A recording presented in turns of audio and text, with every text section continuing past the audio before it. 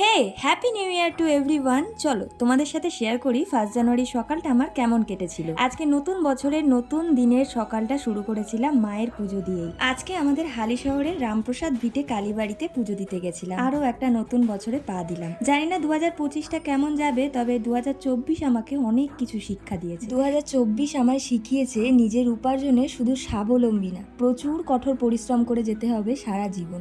অগাধ উপার্জন করতে হবে, যাতে কেউ চাইলেও তোমাকে ছোট করতে না পারে, তোমাকে পায়ের তলায় পিষে না মারে। 2024 আমাকে অনেক বেশি ম্যাচিওর করেছে আর শিখিয়েছে যাই পরিস্থিতি আসুক না কেন মুখে সব সময় হাসি রাখতে হবে। 2024 আমাকে শিখিয়েছে সৎ হওয়া ভালো, তবে অতি পরোপকারী হওয়াটা না উচিত না। কারণ কথায় আছে প্রয়োজন যতক্ষণ প্রিয়জন ততক্ষণ।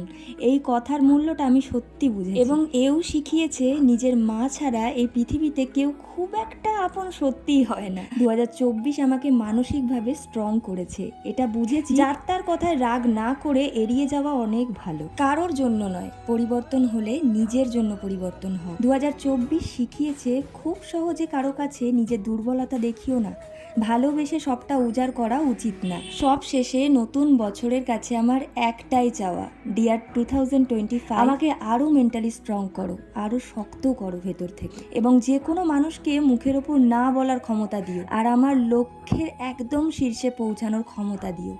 আর হ্যাঁ, 2024 থেকে আরও একটা জিনিস শিখেছি, এর কাছে ওটা আছে, তার কাছে সেটা আছে, এই সব না ভেবে নিজের কাছে যেটা আছে সেটা নিয়েই হ্যাপি থাকা উচিত। 2024 আমাকে আরও একটা মূল্যবান জিনিস শেখালো, যে সময় আর নিজের উপার্জনের টাকা, এই দুটোর মূল্য কিন্তু তোমাকে বুঝতেই হবে, না হলে কিন্তু নিজেই পস্তাবে।